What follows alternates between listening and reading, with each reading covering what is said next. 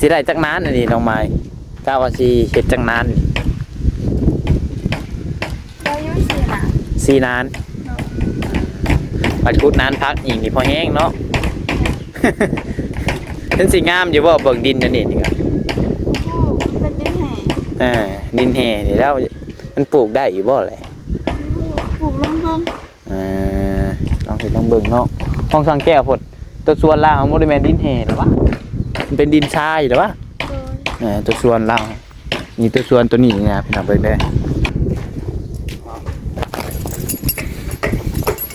ไปอันนี้หรือวะพี่น้องเนาะเขาก็ล็อกข้างในเนาะเพราะว่าทางนอกมันบ่มีอันล็อกเด้เราก็ต้องเด็ดอย่างนี้เนาะ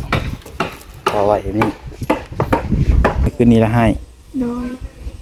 เจ้ามีหมู่ดินบ่มีหมู่เว้านำเนาะบ่มีเด็กน้อยเอ้ยเดี๋ยวเพื่อนวัดยังมีน้องหินน้องหยังเงินดินเว้านำคันอยู่เพื่อนแล้วเราบ่ได้สอบมันได้บ่ โดย อืม เมื่อเช้านี้ไปหา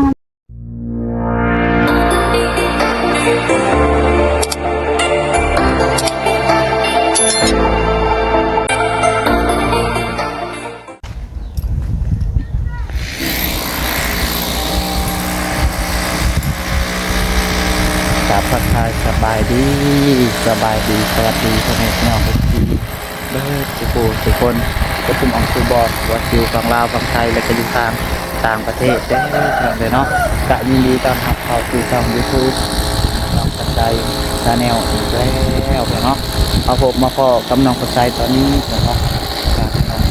มาเรียนชมทางงานบ่ายอย่างเนาะเป็นเห็ดยังพี่น้องไอ้หมูเนาะทำตันพี่น้องเนาะเพื่อนแหมหัวเพื่อนเช็ดชวนยังเพื่อนนั่นแหละพี่น้องเนาะมีFCหลายคนเพื่อนก็แนะนำมาประตูห้องน้ำน้องไม้ให้เอาอันยางตะปูมาตอกใส่แล้วก็หาเสียบมามัดให้เกาะทั้งนอกนะพี่น้องน้องก็ใส่พวกเขาจะอยู่บอกมาเนาะเดี๋ยวสิบอกแนะนำเพื่อนแล้วก็มันจะเกษตรให้เพื่อนเด้อพี่น้องเนาะบอกเดี๋ยวบอกแม่เป็นง่ายพี่น้องเนาะน้องก็ใส่ก็เป็นอยู่เดี๋ยวเบิกพี่น้องเนาะเห็ดพวกสบายดีเด้อน้องไม้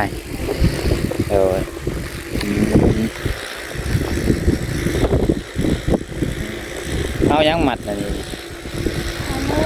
ลวด เราเก็บเอาลวดมาหมัดเอามาใช้นี่ฮะ เก็บ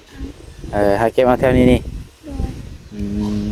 ตอกเลยตะปูมันตอกบ่ได้ไม่น้อยโพด พอได้ดอกมันไอ้กันยากนี่รักมันกับโบเนนเพิ่งรักกัน พอนั่นซื้อพี่น้องเนาะกันงัวกันควายซื้อกันแบะ โดย กันไก่กันยังกันไม่ได้ดอกกันบ่เอาผ่าเงช่างมา เอา คุม ผ้ามากั้ง เห็ดจากมือแล้วเห็ดอันนี้นี่ 2 มือ ช่องมือนี่ โดยโดยเห็ดแต่ตอนน้องอยู่นอน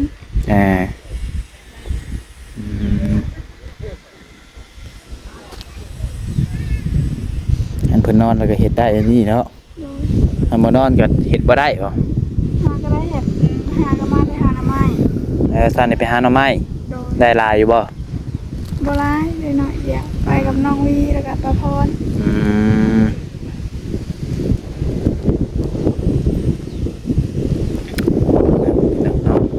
ใครดอกคอยเห็ดไปมื้อนี้มันก็บ่ฮ้อนปานใดพวมลูกนอนก็เห็ดไปดีกว่าบ่อยู่ล่ะ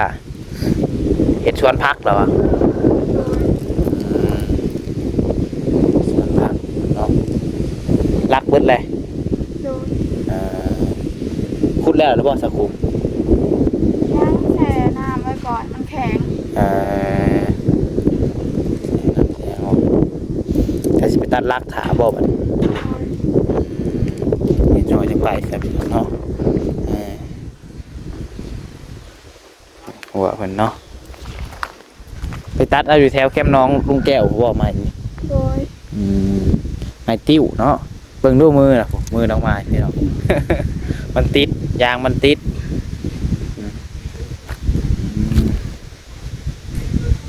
เล็กลวดก็ระวังจอยมันอันแทงมือลวดแก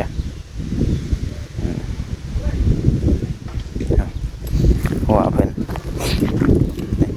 สิได้จักนานอันนี้น้องไม้ก้าวว่าสิเฮ็ดจักนานนี่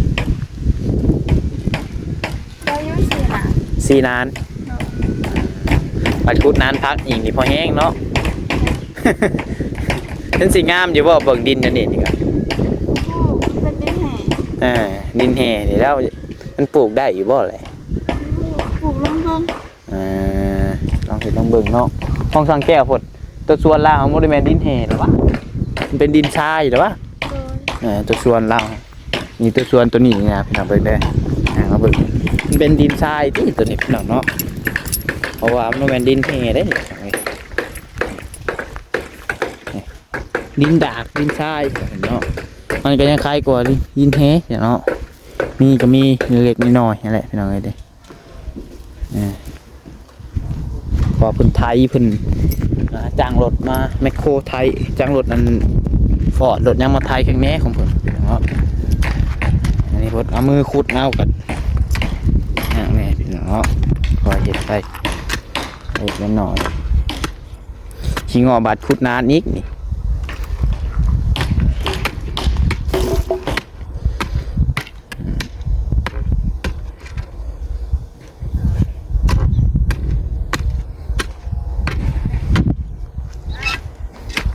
ยังให้งัวมาไก่จะตำบาทเดียวผลล่มไปก็ว่าพักกำลังงามว่างัวมาส้นบาทเดียวออกหมดเลยหมดพอแห้งแล้วเนาะ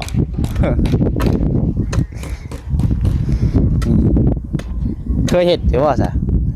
แต่จูเพื่อนพุ่นก็เคยเห็ดอยู่บ่พ่อเป็นคน คุดก็เห็ดหัวช่างฮะ โดย เห็ดกันกับพ่อ โดย อันนี้เห็ดผู้เดียว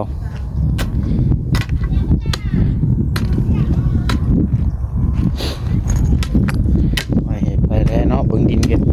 แข็งเลยพี่น้องไม่ว่านี่สับมาไว้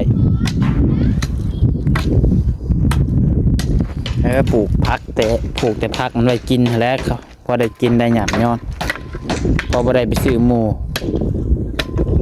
ปลูกแต่พักมันจำเป็นตั้งยังไงก่อนจะสิปลูก ผักกาดผักบัวหอมผักบ้ง ผักกาด ผักสะแหน่ หอมผักบวง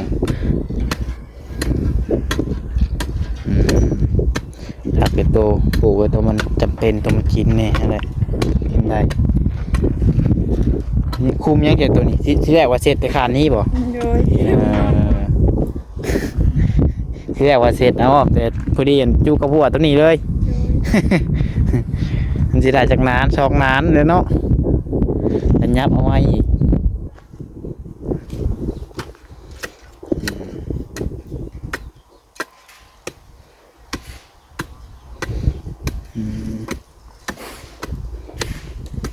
เด็กเห็นคอนตีเลยไปจับเป็นคอนตีมาน้องไม้มีFPแนะนำมาห้องน้ำเจ้าไปห้องน้ำเจ้าไปทางนี้จะน้อยก่อนไปนั่นไปแล้ว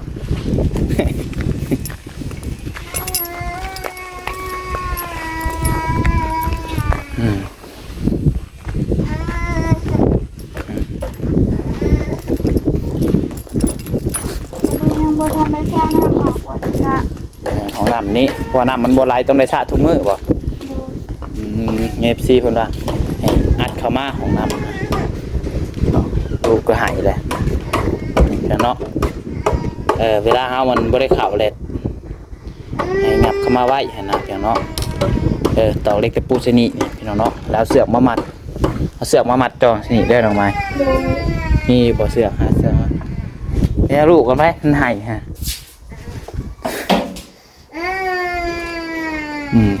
นิ้วก่อน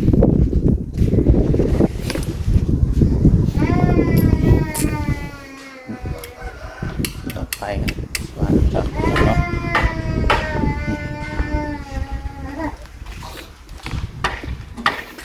เนี่ยหาเสือกก่อนยังหาเสือกก่อนมีบ่เสือกพางเสือกยังหน่อไม้บ่มีบ่ เด้นี่น่ะนี่เสื้อผ้าได้แล้วนี่ก็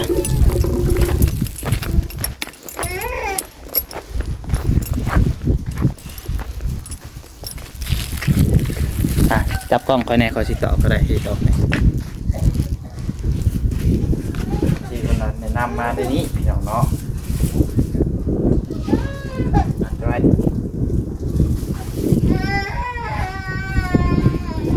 นี่ก็สอยเนาะ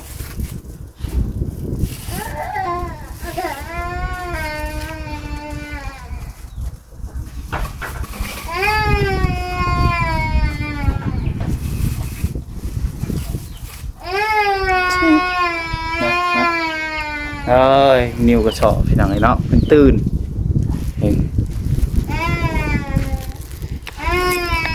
แป๊บหนึ่งพี่น้องเนาะโอ้ยทาง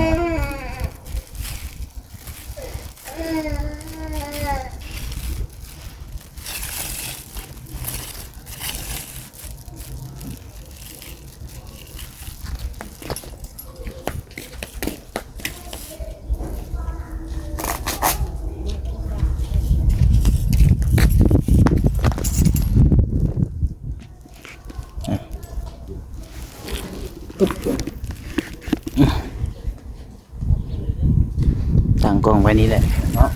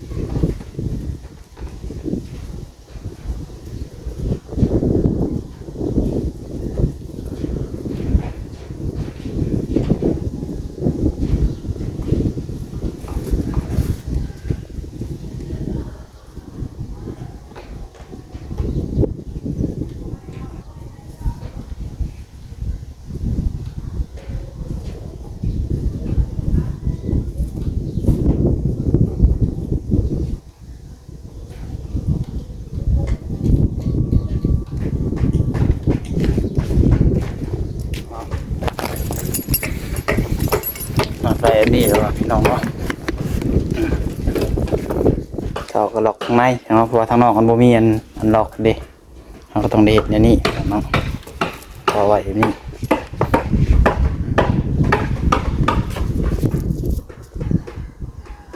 เราปูต่อมันนี่แหละ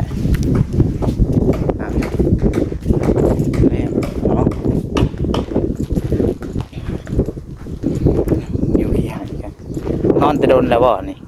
โดย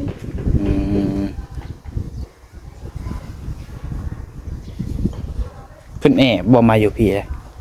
เมื่อคืนนี้ให้เมื่อคืนนี้จะกินนะ นอนเมื่อคืนนี้ละให้ โดย เจ้ามีหมู่ดินบ่มีหมู่เว้านำเนาะบ่มีเด็กน้อยเอ้ยเดี๋ยวเพื่อนวัดยังมีน้องหินน้องหยังกันดินเว้านำคันอยู่เพื่อนแล้วเราบ่ได้สอบมันได้บ่ โดย อืม เมื่อเช้านี้ไปหาน้ำไม้กันหนังอยู่แม่ขึ้นเอาน้ำไม้ บ่ได้สอบมันได้ติ ให้เบิ่งได้ไหม เอา นี่ว่าเอานี่ ยังติดมือแม่ฮะเบิ่งดูอ่ะ เกียด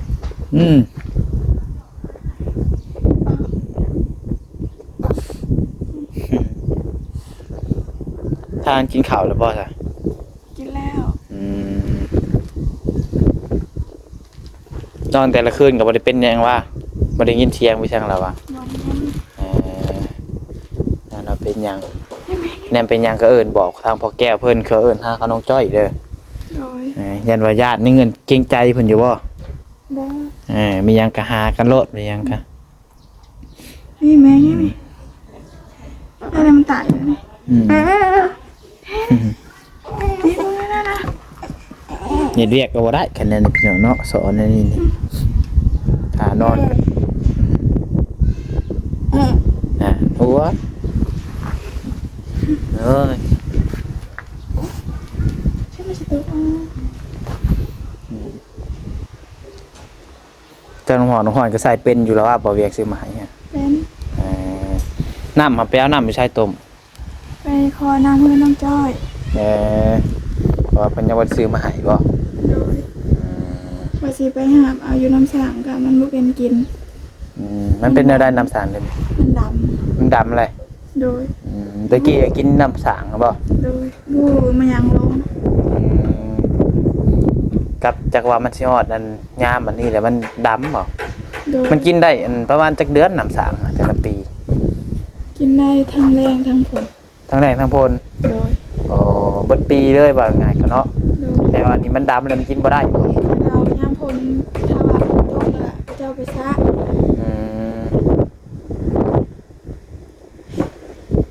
ว่าคนเบิดบ้านบ่กิน โดย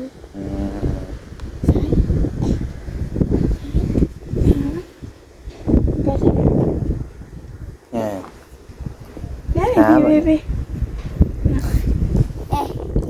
่ย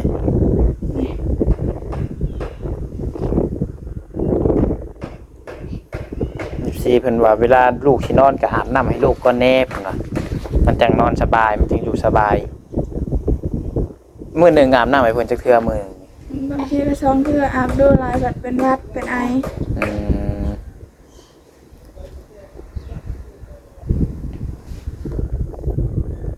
ไปตอนที่นอนตอนที่ยังอะไรเฮ้ยมื้อหนึงกับเพิ่นนอนตั้งแต่เทื่อเดียวบ่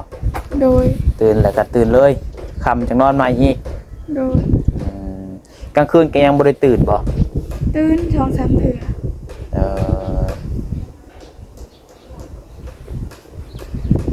คืนยังก็ตื่นเนาะ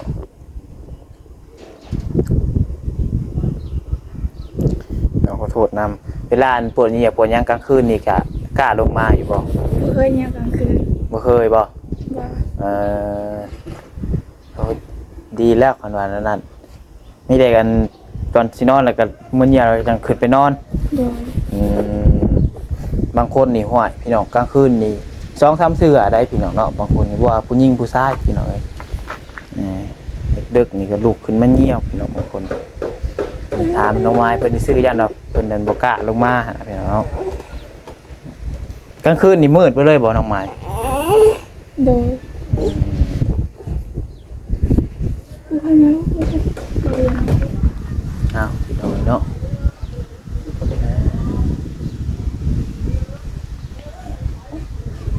นี่แล้ว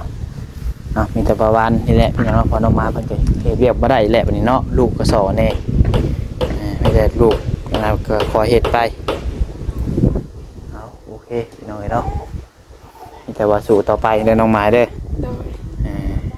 กินบ่เพิ่มมื้อจะมาให้ กิน มื้อจะมาให้เนาะ ใช่ กินเพิ่มบ่คือกินกระเปียก กินยังก็ได้ยังก็ได้ โดย โอเคเนาะสบายดีเด้อ สบายดี เนาะติดกระแตะปุ๊บบ่ปะฮอดแม่ สบายดีไหม เนาะเนาะเอาเลยก็คือสิประมาณนี้แหละเนาะนี่ก็ใจคือสุดที่เพียงแค่นี้นะครับเนาะดอกไม้เพิ่นก็เฮ็ดพ่อเฮ็ดชวนเพิ่นพี่น้องเอ้ยเฮ็ดแต่เล็กละหน่อยตามภาษาผู้หญิงนั่นแหละครับลูกเพิ่นก็บ่อยู่พี่น้องเนาะลูกก็แอบในพี่น้องเนาะเอาโอเคพี่น้องสำหรับคลิปนี้ขอลาพี่น้องไปก่อนผิดพลาดประการใดก็ต้องขอโทษขออภัยหลายพบพอกันคลิปต่อไปเนาะแต่นี่ขอกล่าวว่าสบายดี